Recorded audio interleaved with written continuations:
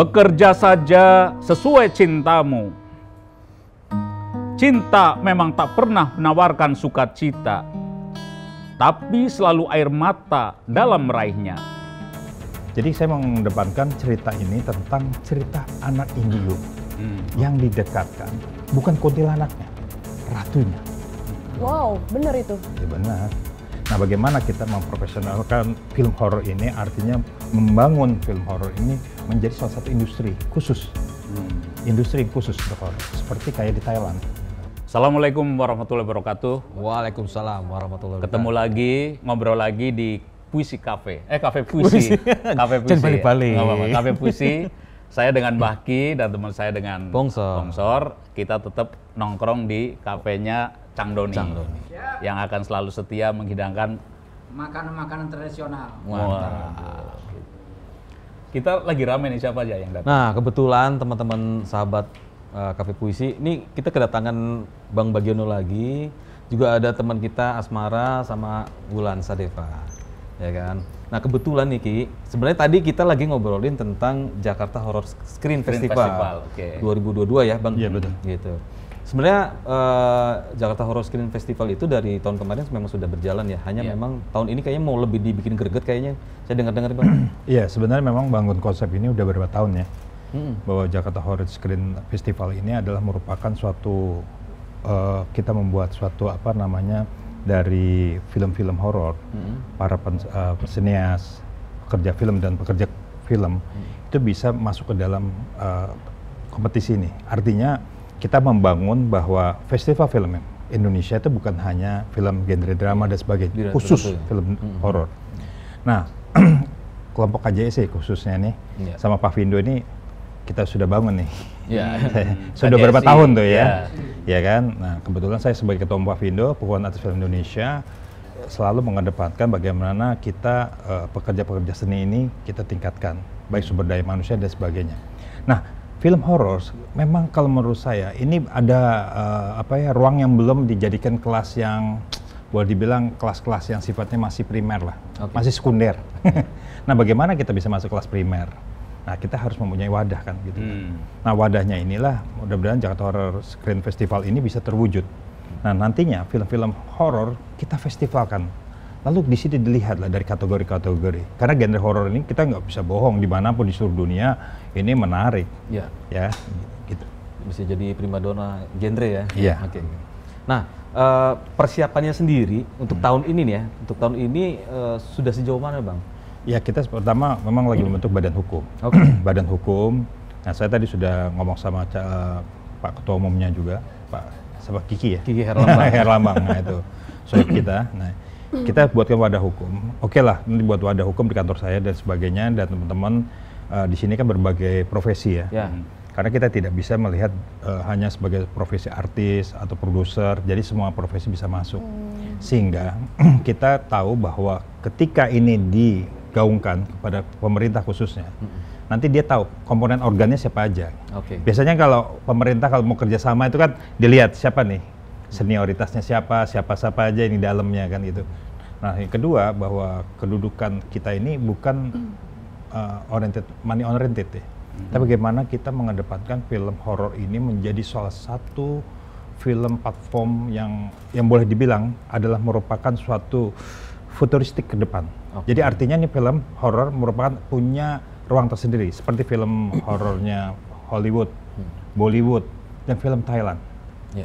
Nah, kebetulan saya ini mau buat film horor. Bayangin dari 2 tahun, 3 tahun yang lalu membuat film konsep horor saya ini malah keduluan film komedi saya gitu kan. Karena begini, horor ini kan harus punya karakter kan. Nah, kebetulan salah satu film horor yang sekarang lagi banyak penontonnya, saya nggak sebutin judulnya. Ini film yang luar biasa. Sebenarnya judulnya itu bukan judul-judul yang sifatnya masih pragmatis. Maaf, pocong, setan dan sebagainya. Tapi ada sifatnya cerita-cerita. Nah, akhirnya membuat konsep. Padahal saya semuanya udah siap ya. Tinggal pemainnya aja yang belum gitu ya. Artinya dari cerita, penulis semuanya, kita udah siapin semuanya saya. Nah, ketika saya nonton film, terus saya bilang, wah ini horor. Waktu COVID ya, bahaya juga nih kalau saya keluarin. Atau kita syuting. Nah, kebetulan betul kan pemerintah membatasi untuk syuting. Nah, jadi bagaimanapun juga horor punya tempat ruang lah untuk hati masyarakat. Nah, bagaimana kita memprofesionalkan film horor ini, artinya membangun film horor ini menjadi salah satu industri khusus, industri khusus untuk horor, seperti kayak di Thailand. Gitu. Dan tahun ini kebangkitan film juga ditarik oleh film horor ya, salah Iya, satunya ya. Betul sekali. Tapi untuk menjadi gaung ini ada teman kita Mbak Wulan kan paham soal bagaimana mengemasnya. Sebelum masuk itu nih kebetulan ada Instagram. Nah, ini masuk juga Instagram dari temen nih Ki, nitip pertanyaan ya kan. Tadi saya udah woro-woro. Bidang tamu saya ada Bang Gion, ada Asmara, ada Mbak Wulan gitu kan. Nah, ini untuk Bang Gion. Titipan pertanyaannya. Oke, sebentar. Kabarnya Bang Gion juga mau ngeluarin film horor tahun ini. Iya. Insya Allah judulnya Ratu Kuntilanak. Oh, Ratu Kuntilanak. Namanya sudah dikenal tuh sama kakek udah terkenal nih ratunya nih. Ini ratunya. Insya Allah. Ini bisa dijelasin nggak? Ini istimewanya di mana Ratu Kuntilanak? Jadi begini, kebetulan film ini base-nya true story. Yang menceritakan tentang memang hampir 60% ceritanya benar. Jadi saya ingin memberikan suatu edukasi pada masyarakat. Seperti kuntilanak, pocong dan sebagainya, kadang-kadang maaf, yang di film sama yang di kenyataan itu berbeda. Kebetulan saya pembawa acara juga, silet kan, host. Saya bawa acara silet, ganjil gitu kan, untuk misteri. Kalau tadi saya pernah dengar cerita tadi para indigo gitu, itu betul. Itu betul sekali. Jadi saya mengedepankan cerita ini tentang cerita anak indigo yang didekatkan, bukan kuntilanaknya, ratunya. Wow, benar itu? Ya benar, orangnya ada, bukan yang bohong. Maka cerita ini, cerita yang kita bangun ini, film ini, saya sampai penulis yang terkenal juga di Indonesia. 400 halaman itu, skenario-nya. Wah itu, kalau masuk ke dalam dimensi itu, saya membuat. Maka ketika saya lihat film ikan, waduh ada saingan gue nih ceritanya nih, gitu. Tapi ya itulah artinya bahwa membangun film horor nanti itu, kita tidak bisa kayak tradisi lama. Tradisi lama mengedepankan jump scare dan sebagainya, nggak gitu. Tapi ini ceritanya itu, kenapa ada Ratu Kuntilanak? Karena dia setiap komponen horor, siapapun juga bentuk itu ada pemerintahannya. Tetapi ada ceritanya, legendnya di daerah mana? Nah, ini pada akhirnya story-nya yang ada. Akan lebih kuat. Cerita. Dan cerita ini best true story, ada daerahnya. Kayak dokumenter. Iya, dokumenter mistis. Cuma ini tetap ditempelin cerita supaya menjadi lebih menarik, menarik gitu kan. Betul. Ada. Oh ya itu saya penasaran kan tadi obrolan singkat soal Mbak Wulan. Gini. Supaya Horror Screen Festival bisa punya gaung, terus film juga bisa terkenal kan nggak lepas dari promo. Betul. Mbak Wulan Sadeva ini kebetulan adalah the best brand ambassador, ya kan? Se-Asia Ki. Se-Asia. Artinya Wulan ini punya ilmu punya cara untuk how to promote produk gitu kan. Nah, boleh nggak kasih tips Wulan? Boleh. Karena ini akan bermanfaat bukan hanya untuk insan film. Iya. Siapapun yang channel mau. kita juga. Channel kita. Sebenarnya kita mau nanya itu. Nah kebetulan Cang, tolong pinjem mic Cang. Boleh. Nah, ini saking diamnya saking biasanya penting yang harus di-highlight nih. nyimak banget nih. Nyimak banget. Ini di belakangnya nyatet juga soalnya. Produknya dia supaya gua cakep tuh bagaimana. Nah itu susah Mbak Wulannya nyerah Cang. Omega 3 aja udah nggak kuat. Sebenarnya sih gampang ya. Yang pertama itu yang kayak lagi happening apa sih gitu. Terus kayak harus ada ide yang lebih unik gitu. Jadi orang tuh kayak penasaran. Kayak film yang sekarang itu kan based on story kan. Jadi sebelum movie itu tayang kan udah ada dicerita-cerita dulu gitu di sosmed dulu. Betul. Jadi orang tuh kayak aduh penasaran nih gitu, udah baca di sosial media, dibikin rame di sosial media gitu, terus jadi orang tuh apa sih penasaran ingin tahu gitu, ya pengen tahu. Dan menurut aku film di kita tuh apalagi horor itu lagi happening gitu. Jadi orang-orang udah bosen ya sama yang namanya drama dan lain-lain.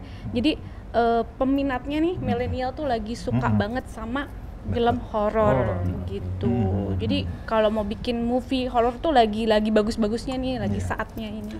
Ada bedanya nggak mempromosikan film horor dengan film drama? Treatment di sosmednya? Sama aja sih, sama aja. Cuman sekarang lebih ke horor ya. Orang lebih tertarik ke horor gitu. Dan di Indonesia sendiri menurut saya banyak film horor yang bagus banget. Karena banyak yang kayak bisa di antara mistis, kan setiap daerah itu ada cerita mistisnya. Nah, itu yang sebenarnya bisa digali gitu. Sesuatu yang unik gitu loh. Oh, jadi sebelum memperkenalkan produknya bikin rasa penasarannya dulu, tuh dipupuk-pupuk gitu ya. Ketika udah muncul di spill dulu gitu. Sedikit sampai nanti tuh orang kayak gemes apa sih? Nah, ketika udah apa sih baru disuapin itunya ya, produk. Jadi kayak pelan-pelan gitu, spill sedikit.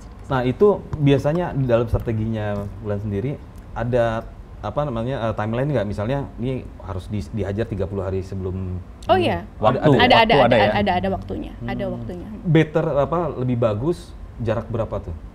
Jangan terlalu lama juga. Nah, itu timelinenya berapa lama? Ya sekitar 3 sampai 6 bulan sih. Tapi lumayan lama juga ya. Lumayan lama, iya. Tapi harus tetap update ya, tetap kayak mau bikin movie gitu. Kalau bisa sih tiap minggu tuh tetap satu. Selalu ada kabar baru ya? Iya, selalu ada kabar. Jangan tiba-tiba ngilang juga enggak gitu. Biar tetap jadi biar tetap up gitu. Ini banget ya. Insya Allah kita pakai juga ntar. Kita cicil habis. Nggak nyampe 3 bulan. Nyampe 3 bulan. Nah, saya mau ke Asmara. Cang. Yes. Kata ini gue baca suasana hatinya Asmara nih ya. Kata dia meja kok sepi, nggak ada kopi. Bener nggak? Oh, iya. Bener banget. Bener kan? Dan ini cuma bisa lihat-lihat aja sih. Lu mau apa aja itu kesima ya. Bener banget sih, dari tadi udah lirik-lirik gitu kan. Mohon maaf nih. Aduh, padahal saya bukan yang punya kafe loh. Betul. Saya membantu marketingnya. Kurang respon ini. Bukan, sebenarnya lagi menyimak apa gitu. Mau buat film soalnya. Karena dia punya perusahaan yang lain. Oke, sambil disiapin minumnya ya. Asmara ini kan sudah mulai ikut bermain dalam beberapa film kan gitu kan. Nah, pernah main film horor juga berarti kan? Belum pernah justru ya? Belum pernah. Tapi terhadap film horor sendiri, ketertarikan untuk bermain atau menonton lebih tinggi mana tuh? Pengen main atau atau justru penakut gitu? Kalau ada kesempatan sih mau ya main ya, cuman memang belum ada linknya kali ya. Nonton suka, kalau ketemu langsung nggak tahu deh. Mungkin ntar di Ratu Kuntilanak ada ininya nggak, Bang? Ada asisten Ratu Kuntilanak? Ini memang butuh banyak sih. Butuh banyak ya. Ada beberapa scene plotnya yang ada di kampus di mana gitu. Bisa. Kita tetap harus mulai casting. Bisa daftar tuh kan, udah pengalaman main film kan. Kalau asistennya Ratu. Jadi itu filmnya tuh dia tempatnya apa ya, sekolah? Ya, jadi kalau Ratu Kuntilanak itu menceritakan anak indigo, sikat ya. Ini jadi cerita nih, bahwa dia memang diikuti oleh boleh dibilang yang tadi ya, si kuntilanak ini. Kalau tadi cerita Marisa tadi saya lihat, memang itu hampir, tetapi bedanya anak ini sampai dia dewasa. Lalu kita sedikit mengemas bahwa ketika dia di kuliah, itu ibaratnya, kalau di mana aja kan dia bisa lihat. Dia kadang-kadang anak indigo, kalau ngobrol sendiri itu, dipikir orang gila. Padahal dia ada temannya. Dan film ini menceritakan seperti itu, kurang lebihnya begitu. Sampai dia terakhir bagaimana disebut Ratu Kuntilanak, dia ketemu tuh antara penghuni sama penghuni. Jadi yang legend sama legend ketemu. Tapi ini memang true story, ada daerahnya. Based on story. Tahun 2004. Artinya Ratu Kuntilanak itu muncul dari si kuntilanaknya sendiri ya, mengaku bahwa saya adalah ratunya gitu. Iya, jadi kan harus punya versi yang di film ini, artinya yang dilihat langsung. Versi memang ratu. Kalau kuntilanak kita lihat itu paling tinggi 3 meter, 2 meter setengah. Ini hampir 6 meter dan dia punya ciri karakter. Siapa bisa dia? dideskripsikan kira-kira seperti apa? Ya, tinggi 6 meter. Enggak apa-apa. Kan nggak digambarkan. Dengan kata-kata aja, jadi 6 meter. Kan ini dulu Oh iya. Aduh. Wah, nah ini gue demen nih yang kayak gini nih, ada kliennya singkong. kuntilanak nih. Ya kalau ada peran boleh lah jadi kuntilanak. Makasih ya, maksudnya Pak. itu. Masih bro. Makasih, Cang. Jadi kalau disebut Ratu Kuntilanak, dia harus berbeda dengan kuntilanak yang biasa. Dia punya pemanggilan, ada cara memanggil. Dan ketika anak ini didesak, apapun ketemu dengan sesuatu gaib, dia pasti datang. Dan itu kita disaksikan 9 orang. Ada wartawan, sahabatnya Mas Teguh juga yang ikut. Saya nggak boleh sebutin ya, saya tahu kan? Ada dokternya, ada semua 9-9-nya melihat. Dan tingginya setiang listrik. Bisa disaksikan ya. Ya 9 orang dan orang masih hidup sekarang itu. Bahkan ada wartawan, ada kameramen. Itu bakal menarik loh. Iya. Itu Dan ini bakal- kameramennya kameran TV. Dan itu sampai saat ini dibilang Mas Gion harus cepet buat kita lihat semuanya. Dan itu rata-rata yang pengen buat film itu yang pernah melihat. Dan itu tidak pernah. Iya. Dan saya habis dari situ. Dan kita benar-benar di tengah waktu kita lihat langsung di sana itu, oh begini ya RK Ratu ya. Dan itu terekam kamera ya? Rekam. Tapi sayangnya si kameramen percaya nggak tahu kemana itu orang. Yang 2 orang udah meninggal. Jadi ada bukan makan korban ya.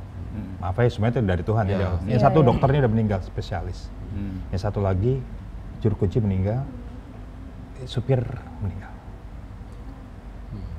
Ya karena usianya ya. Itu kan usia. Tapi kita bukan ini kalau kita mau viral kan pertanyaannya kenapa yang datang memanggil itu meninggalnya juga ya misterius ya. Sampai si dokter ini, Mas, aku lagi asket dokter spesialis di Serang. Ketika aku mau bedah, bak, karena ginekolog obgyn ya. Des datang tuh langsung. Ini juga bercerita. Dan itu memang yang tadi saya bilang bahwa kalau KKN seperti itu, kalau RK seperti itu, gitu.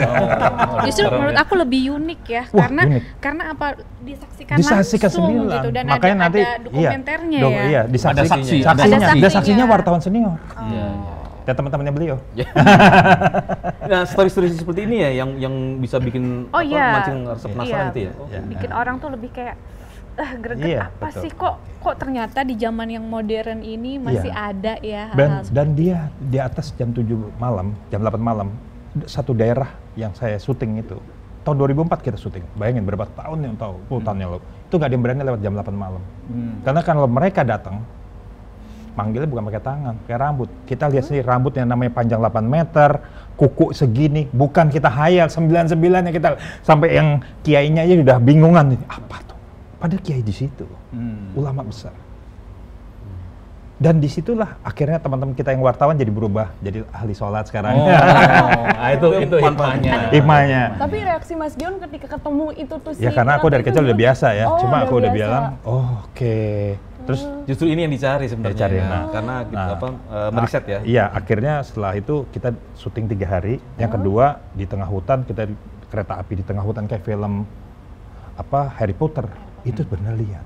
Oh my god. Di tengah hutan itu kereta, kita pikir hutan. Terus kita bilang, apaan tuh lampu? Kalau lampu zaman dulu gitu kan. Pang. Gua tuh itu kereta api zaman dulu. Wah gila. Wah, masuk dimensi. Dan itu kita kan ngajaknya 2 dokter, adik saya dokter, almarhum yang dokter, wartawan 2 orang, itu sahabat kita itu, ulamanya 2, juru kunci 1, sama supir saya 1. Jadi saksikan benar. Dan itu kita dikejar namanya mototrail di tempat itu dikejar kayak kayak kota gitu. Wah itu masuk dimensi kita di hari kedua. Di hari ketiga lebih serem lagi. Dia langsung menghadirkan bahwa Iya ada. Di hari ketiga ada salah satu gunung yang saya nggak sebutin di daerah Serang. Itu betul-betul didatengin Jepang sama tentara Jepang. Kita kan pakai handetoki. Kru-krunya tuh saya bilang, Mas gila nih Mas, ini apa nih tank? Mana ada di hutan suara tank? Terus tentara Jepang, wah kita takut, lagi menyempit ya. Tadinya kita jauh, kita kan pakai ada satu makam keramat di sana, pakai kamera stand gitu, itu bisa gerak sendiri, itu disaksi itu. Terus suaranya yang Jepang itu mau deket kita, ya kita kan harus merapat, ngeri juga. Wah itu Masya Allah, itu tanyalah sahabat kita itu. Takut Jepang yang balas dendam. Dan ini sebagai kisi-kisinya. Nah inilah film ini akan dibangun. Sebenarnya salah satu keseruan di Jakarta Horror Screen Festival ini. Cerita-cerita ini bakal banyak digali nanti di dan JHSF Jakarta Horror Screen JHSF ya. JHSF sendiri akan punya channel sendiri ya khusus ya Bang? Iya, nanti kita buat channel sendiri khusus dari platform digital ya. Podcastnya juga ada khusus, kita aja undang tamu-tamu. Kalau saya kan juga punya nih Cermis, ada horor juga ya kan, Mitos Holik gitu ya. Nanti kita undang juga, gantian ntar diundang. Oke. Gantian lah. Boleh. Kita kan. Nah, berkaitan dengan horor, Mbak Ki pasti punya puisinya. Oh iya kan. Nggak, mungkin bukan puisi nih. bukan puisi horor ya, tapi lebih karena festival itu kan penghargaan ya. Jadi Ya, penghargaan tentang saya ngambil tentang penghargaannya. Oke, siap. Kita bacakan ya. Ya, kita Monggo, bacakan. silakan disambi. Ya, saya minum ya.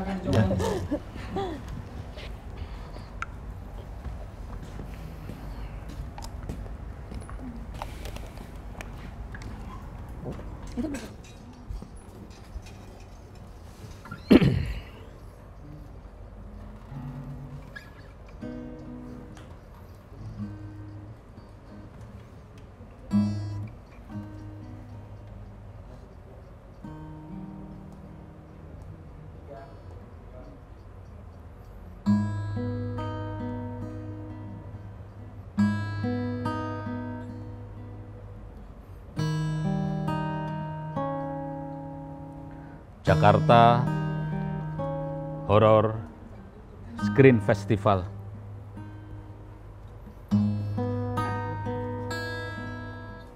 Penghargaan tak usah kau minta, bekerja saja sepenuh jiwa. Jika mereka tersenyum menerima karyamu, maka itulah penghargaan sejati. Bekerja saja sesuai cintamu. Cinta memang tak pernah menawarkan sukacita, tapi selalu air mata dalam meraihnya.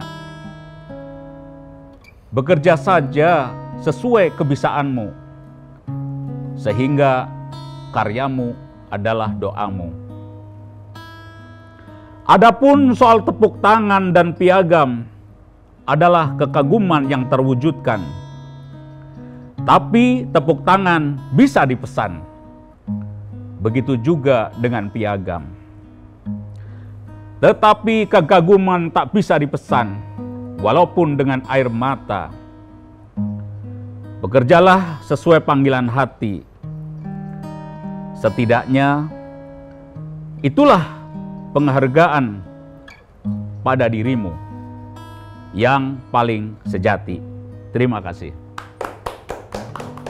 Jadi kalau film, nanti kita ini ya, kontak-kontak ya. Jadi aku rencana syutingnya setelah launching filmku ini, gitu rencana.